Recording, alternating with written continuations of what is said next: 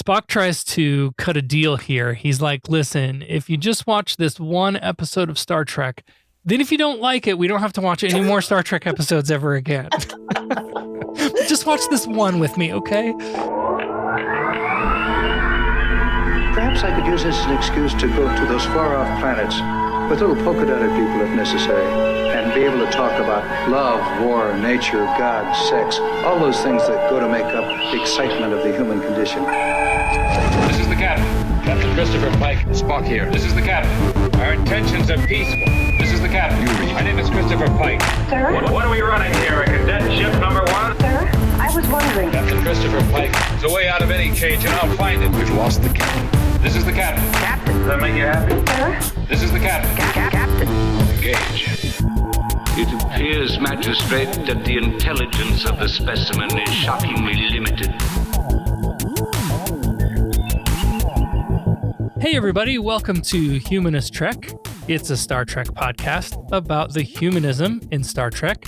I'm Sarah Ray. And I'm Allie Ashmead. And I'm sick again.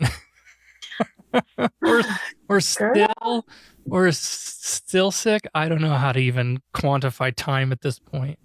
This time is real bad though. You can hear it in my voice, but the last couple of nights I've been like just in bed sweats, but no fever, freezing cold, shivers, like very flu-like symptoms. I took a COVID test last night and it came up negative. So it could be too early. Yeah, I have another one that I can take in a couple of days. Yeah. Just to make sure. But yeah, I didn't get out of bed at all yesterday, and it's great. Who are you coming in contact with? I don't know. This is what I get for pushing the cart at Walmart. without taking the little hand wipe and wiping the thing. I'm going to start wearing gloves. I always do that, yeah. Well, and also it's the time of the year where the germs thrive everywhere. So, yeah. And plus, you have kids, so a lot of times, and they're back in school now. Like this is their first year back in school, like brick and mortar. So they're bringing home all the crud. Yeah. And so it could be. That's true. Yeah. How about you? What's going on? I'm not sick. I'm just tired though. I've been really tired lately.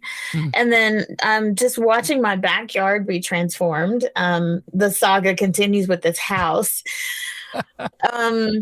But yeah, so they've cleared out the backyard. They removed the rotting and unstable deck. And I don't know if I talked about this the last time or at all, but it's getting there. It's looking good, and I can see like some really cool possibilities. They've got to bring in fill dirt, and then because of the way that my backyard is structured, they've got to dump the fill dirt either in the front of my house or at the back on the street, because there's a gate at the back that faces the street that they can come through. They can get to, and then they'll have to wheelbarrow all of the dirt. That sounds like lots of fun.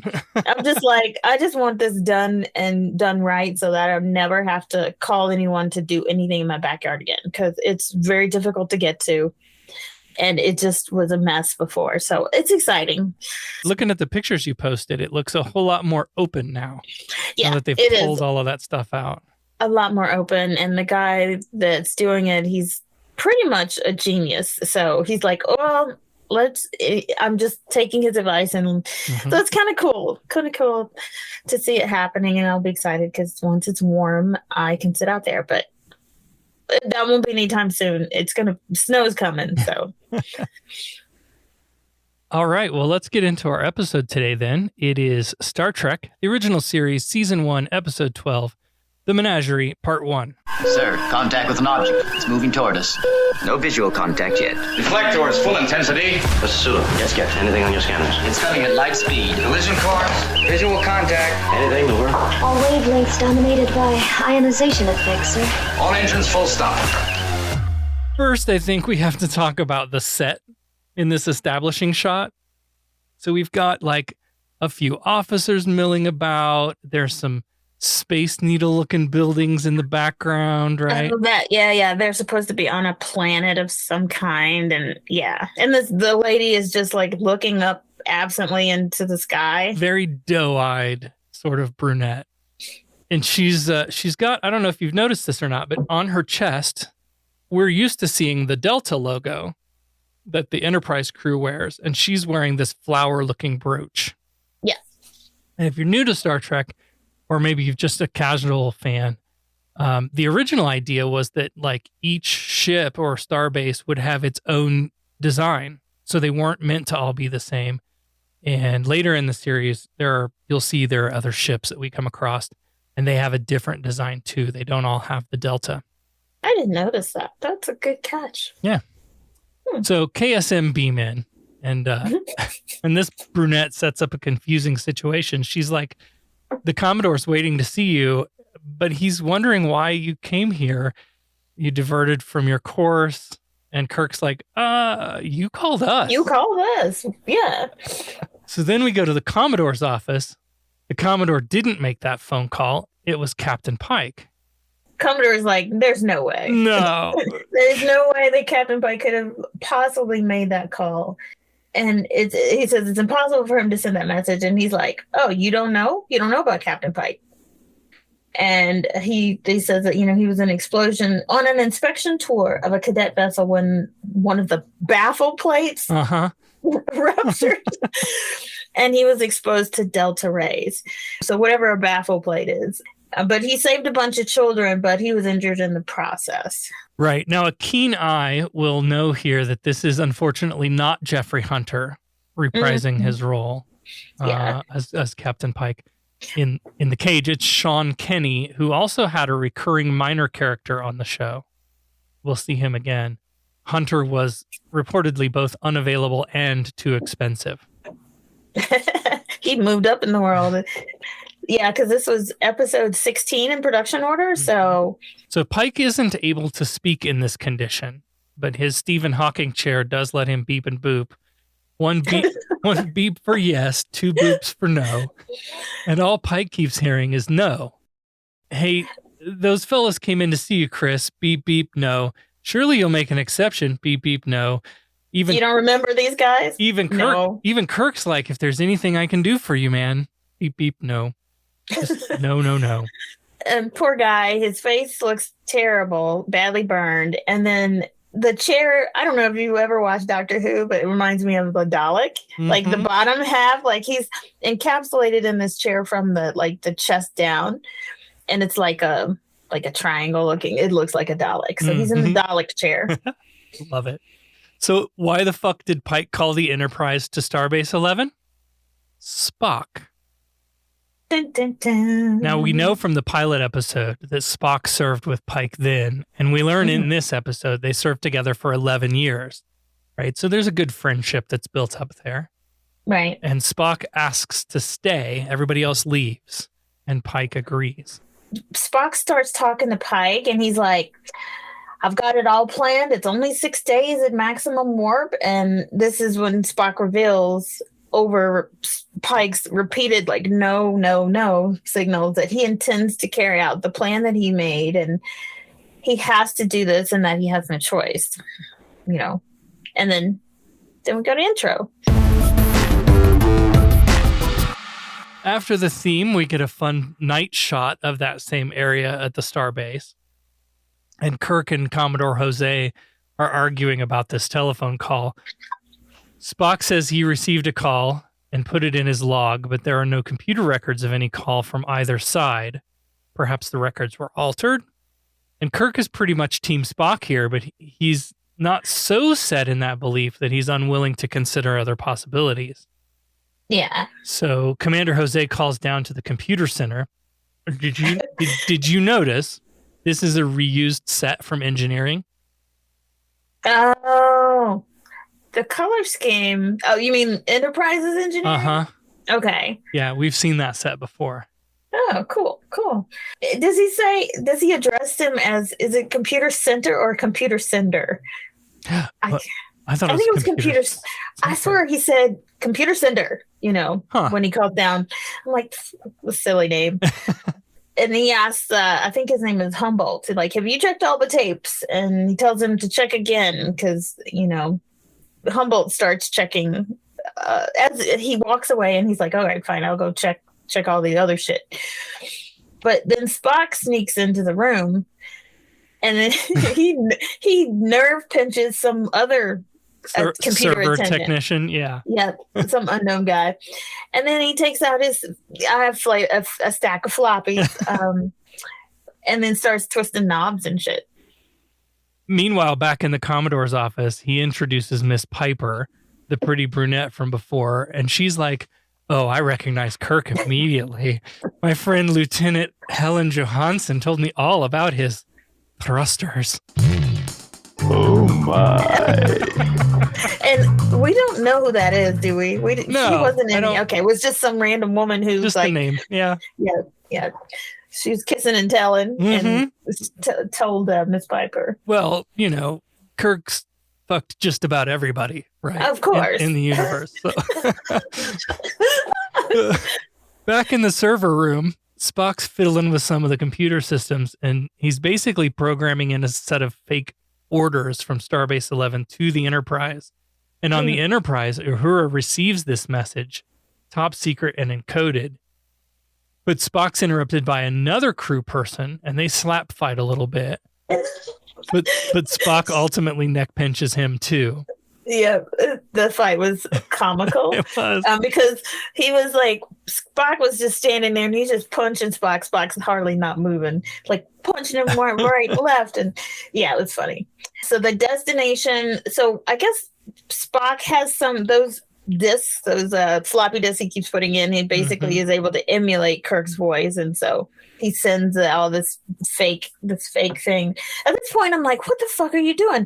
Because I didn't remember the whole thing. And I'm just like, what are you doing, Spock? But I know Spock is such a decent dude and so logical. I'm like, okay, there's got to be a reason why he's doing all this. And sending out like orders and pretending to be the captain. Right. And so this set of commands that he sends over basically sets up like Kirk's voice saying, you're going to take commands from Spock from here on out. So then Spock is able to get on the radio and finish telling Uhura what she needs to know. The destination's been set. The ship is going to be on autopilot. They're instructed not to discuss it with anyone. And they're going to warp within an hour. Kirk and McCoy are watching Pike on a monitor, and he just keeps blinking no over and over again. McCoy makes an observation here that I think was also really forward. He's talking about like how humans have pretty much figured out the whole human body except the brain. That remains a big mystery. And that Pike can still think and feel and hope and dream. He just can't communicate it to anybody. Right. And I think it's very interesting here that McCoy will always defend Spock. Like he made like talk shit to him, to his face, and you're Vulcan, you got green blood, blah blah blah. But he's like he's incapable of telling a lie, so it could not be Spock that sent that message. But Kirk is like, somebody lied, either lied about sending it or lied about receiving it. Yeah, Kirk's starting to get suspicious of Spock now. Yeah. At least he's considering the possibility that Spock might be lying. Yeah. You know what? And I don't know about you, and like I know this is a show, but I started feeling like a little bit of disappointment in Spock. I was like, right? What are you're to me infallible, but I had to catch myself because I'm like, okay, this is show. And I'm and I'm like, he's probably got a reason. There's got to be a noble purpose in the end. Yeah, that's what kept me going. Was like, no, there's something in the end that we just don't know yet. Yeah. There was another line here too that's really funny. Again, like McCoy being racist McCoy about Vulcans, but then he's like, he's a Vulcan and they can't lie. And even if like for a moment Spock acted or thought like a human, he'd die of embarrassment.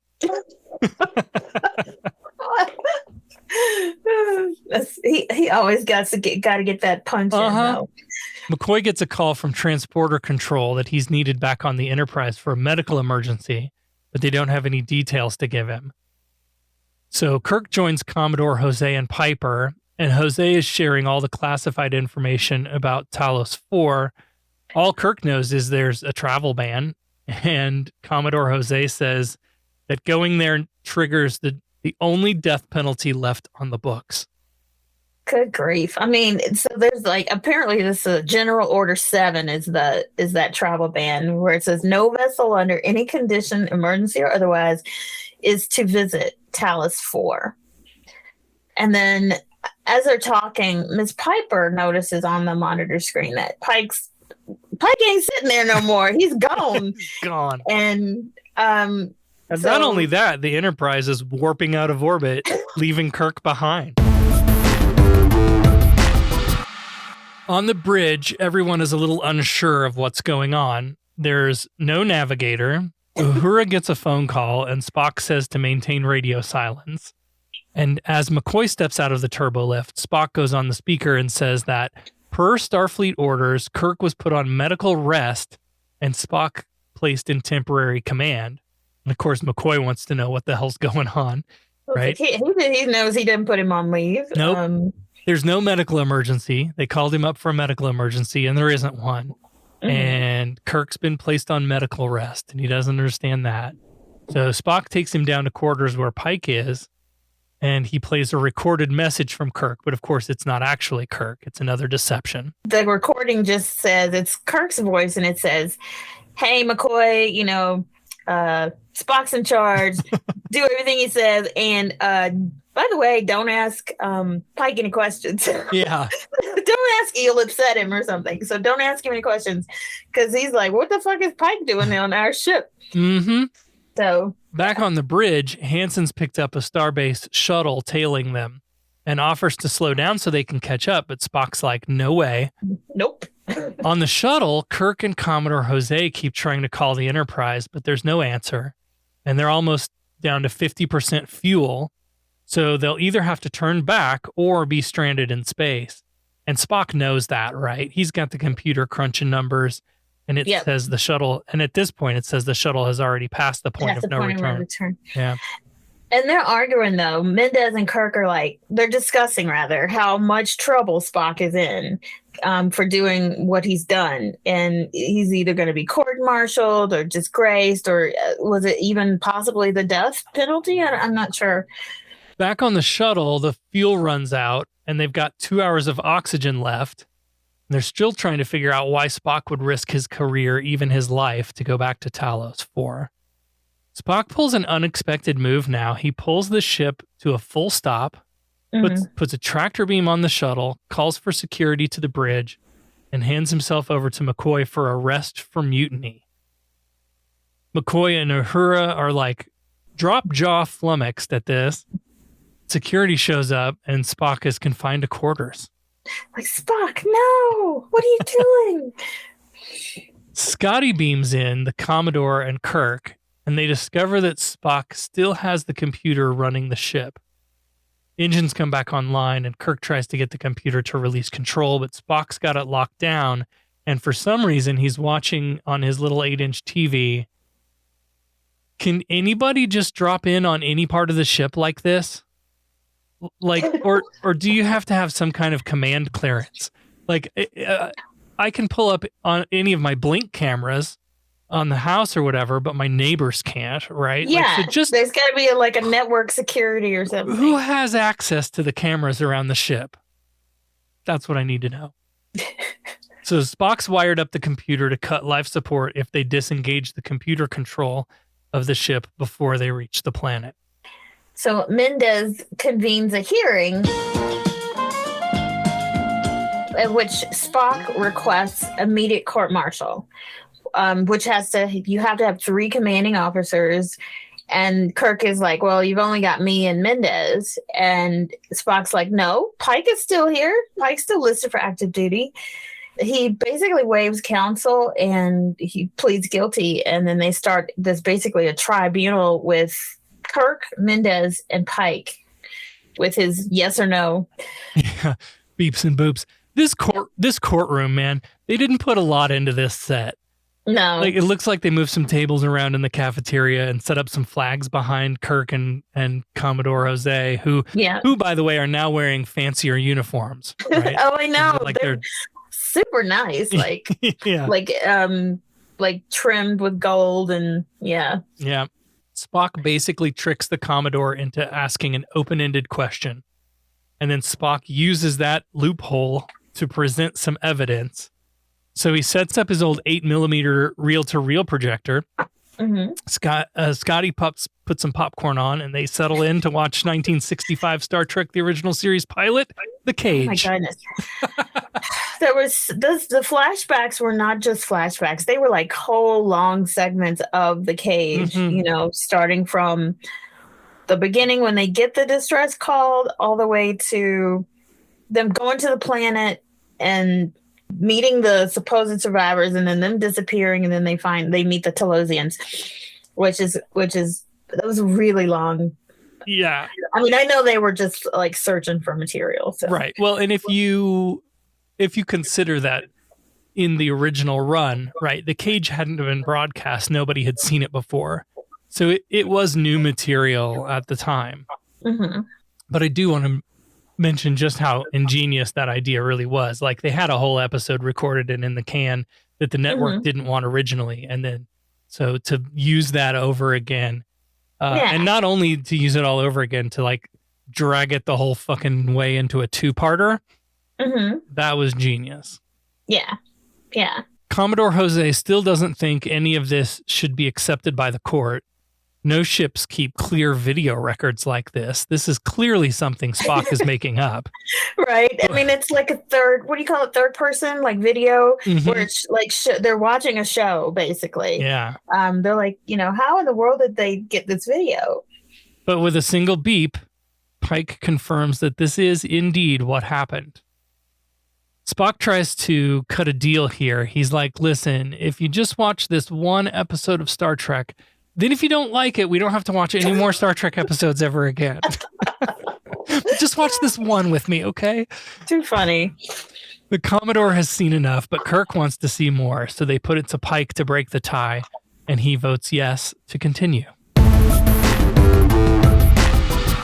After the break, they flash the house lights and restart the projector and watch another bit of Star Trek. And they're interrupted when Uhura gets a call from Starfleet for the Commodore, and it says that the Enterprise is receiving some kind of communication from Talos. Starfleet orders Kirk relieved and places the Commodore in command of the Enterprise, and they tell him to disable the Enterprise if necessary to prevent further contact with Talos. Right, because contact with the Talosians are in violation of the General Order 7 or whatever. So it turns out this whole episode of Star Trek that we've been watching was being sent by the Talosians. The Commodore keeps bringing up the death penalty over and over. And this time he's like, Spock, you've condemned yourself to death, but now you're captain too. And the Commodore orders Spock to release control of the Enterprise, and Spock refuses. Court in recess, and everyone leaves except Kirk and Spock pleads with him to continue watching The Cage. Like, it's not the best television ever filmed, but it's the episode that launched this whole universe, man. Like, it's super important to canon. You've got to finish it. You just gotta. You must see the rest of the transmission. Kirk says, lock him up. And the security goons perp walk Spock into the hall. And our last shot is of Kirk in an empty courtroom, to be concluded next week. Dun, dun, dun. What an episode. It was weird. It was definitely weird. Yeah. I hate flashback episodes. A lot of series that do them, and I hate them. It's like my least favorite. But I guess it was necessary. It was nice to kind of put some closure on that Talosian thing. And I mean, we all know what happened to Pike. So, and in later episodes, but yeah, so cool. I do enjoy that New Trek picked up like from this point and oh my gosh, and they pulled did forward. Yeah, and they did a really seamless job of it. I really appreciate that. Oh, and by the way, I have a new name for the Talosians because I was calling them booty heads because they got that little crack in the back of their head and it looks like two cheeks. They could just call them crackheads. They're the crackheads. I love it. So I think we should save the humanist themes for the next episode when we conclude the Menagerie. Yeah, it's a two-parter. But I did want to make mention of the scene where McCoy talks about Pike still being able to think and feel, but no way to speak or express it, right? And I think that touches on the way a lot of people look at those who are differently abled, right? Like it's easy to other someone with an injury or a disease or a disability or whatever, but we do have a common humanity. Yeah, I agree. I did want to point that out. And I can't wait to talk about this bullshit death penalty stuff. Yeah, like of all that the death penalties just for that's a pretty steep for the offense that he actually did, which wasn't really, he didn't kill anyone. Yeah, he took a ship, you know, but you know. Yeah. All right, so then nobody died. Nobody died. This is getting boring. Like I need some death here. Well, then let's take a moment to talk about how you can support the show. Let's get right to business. Fine, I'm authorized to pay an equitable price. Federation has invested a great deal of money in our training. They're about due for a small return. Listen, we pay our percentages. We're entitled to a little service for our money, huh? Is this the way your citizens do business? Their right of petition? They pay their percentages and the boss takes care of them. Is there anything else? There are a lot of great ways to help support the show here. Some good free ways to do that. You can share out the episodes on your social media. Leave us a rating and review wherever you listen to Humanist Trek. That helps new listeners find us. But of course, one of the best ways to support us is to drop some Federation credits in the collection plate by becoming a patron of the show. Patrons Go Press Latinum. Go Press Latinum. we take that too. Yes. Oh yes, we take all forms of money in the universe. Patrons get early access to every episode, and effective immediately, patrons at the Founding Admiral level will receive one of our brand new Humanist Trek communicator pens. The Founding Admiral level is limited to 10 patrons, so get on it quick before all the spots are gone. And once those spots are filled, the Admiral level will increase by $2. So get on it now. Head on over to patreon.com/humanisttrek and pledge as little as $3 a month. It goes a long way to help supporting the production of the show. And we thank all of our patrons. Thank you so much. You're really helping us. Yeah. I assume you're loitering around here to learn what efficiency rating I plan to give your cadets. Trainees, to the briefing room. Is that all you gotta say? What about my performance? Aren't you dead? I don't believe this was a fair test of my command abilities. There was no way to win. There's no correct resolution. It's a test of character. Now, what is that supposed to mean? I am understandably curious. May I ask you a question? Who's been holding up the damn elevator? All right, let's bring Becca back in now for the exciting answer to the question for the Menagerie Part 1. Remind everybody what our question was. What was the reason behind reusing footage from the pilot for the Menagerie? And we both agreed and said that they got mid-season, ran out of stuff to do. Yeah. Yeah. Basically, you're right. Producer Robert Justman convinced Gene Roddenberry to write a 2-part episode using footage from the cage because they ran out of scripts and would have to shut down productions. Recycling footage allowed them to write the whole script in 3 to 4 days. Nice. Woo! We got one. Nice. Okay. I'm thinking, we could come up with our own like sci-fi show. Like, you know what I mean? They're writing scripts in 3 to 4 days. We could do that. We could totally do that. Okay, so now let's get the question for our next episode, the conclusion, the Menagerie Part 2. I had to get really creative with this question because there is so much. So actually, this one is one of the contenders for a question I was going to use for the cage. Okay. Okay. There was some gender bending going on in this episode. Can you identify it? Gender bending. Okay, that would have been a potential question for the cage. Well, the Talosians weren't the clearly... Talosians were women. That was a woman. Yeah, but their voices were like pitch shifted. So it wasn't clear. It wasn't clear, probably to the audiences, whether they were male, female, or genderless or whatever. Yeah, I know that the woman, the main Talosian crackhead, was a woman. Nobody on the Enterprise. Right. It wouldn't have been anyone on the Enterprise. All right. Well, if you want to play along, no cheating, no Googling, set a course for your nearest social media app and post your answer. Use the hashtag Starfleet Challenge, and we'll pick our favorite to be the winner.